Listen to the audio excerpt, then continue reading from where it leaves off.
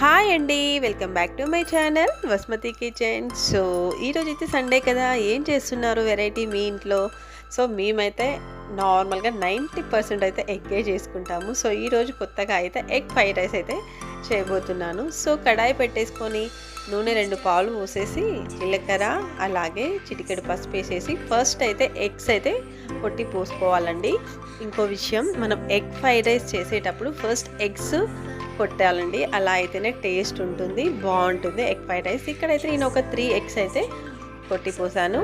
So medium ఫ్లేమ్లో పెట్టి అయితే కుక్ అవ్వనివ్వాలి ఎగ్స్ని. మళ్ళీ దానిపైన కొద్దిగా జీలకర్ర కూడా చల్లేసుకోవాలి. ఇంకా దానిపైనే ఆనియన్ అలాగే కొత్తిమీర ఇంకా పచ్చిమిర్చి ఇవన్నీ అయితే వేసేసుకోవాలి. ఎందుకు అంటారా, మంచిగా అట్టులాగా అయిపోతుంది, చాలా బాగా ఉంటుంది ఎగ్ ఫ్రైడ్ రైస్ అయితే. నేను కొద్దిగా కొద్దిగా అయితే చేస్తున్నానండి.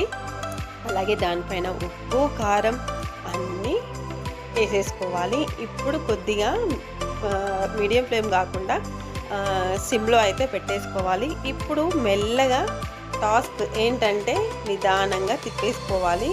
మనకు ఎగ్ అనేది అంటే అట్టులాగా రావాలి, అలా అంటే పీసెస్గా రావాలి, చాలా బాగుంటుంది అప్పుడే. ఇక్కడైతే అలా వచ్చేసింది.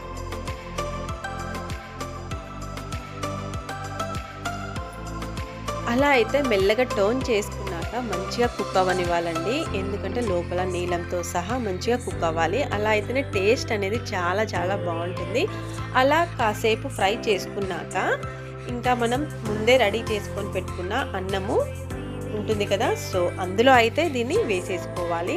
వేడి వేడి అన్నం అయితే ఇంకా డైరెక్ట్ అది కలిపేసేసుకొని తినేయడమే. అదే మీ ఇంట్లో మిగిలిపోయిన అన్నం ఉందనుకోండి, కొద్దిగా మళ్ళీ స్టవ్ పైన పెట్టి సిమ్లో చేసుకోవచ్చు. ఇంకా అసలు అయితే చాలా అంటే చాలా బాగుంటుంది ఎగ్ ఫ్రైడ్ రైస్. సో దీంట్లో సోయా సాస్, పెప్పర్ ఇంకా ఇలాంటివి అయితే వేస్తారు. సో అవి అంత మంచివి కావండి. సో నేనైతే ఎప్పుడు ఇలానే చేస్తాను. టేస్ట్ కోసం అయితే అవి వేస్తే బాగుంటుంది, కానీ అవి ఎక్కువ యూజ్ చేయకపోతేనే చాలా మంచిది. సో మొత్తానికైతే ఇక్కడ ఎగ్ ఫ్రైడ్ రైస్ అయితే రెడీ అయిపోయిందండి. ఇంకా మా పిల్లల వెయిట్, ఇంకా ఒకసారి మీరు కూడా ట్రై చేయండి, ఇలా చాలా చాలా బాగుంటుంది. సో మా పిల్లలకైతే పెట్టేస్తున్నాను, నచ్చితే మీరు కూడా చేసేసుకోండి. థ్యాంక్స్ ఫర్ వాచింగ్ అండి. నెక్స్ట్ వీడియోతో మళ్ళీ కలుద్దాం. Bye bye.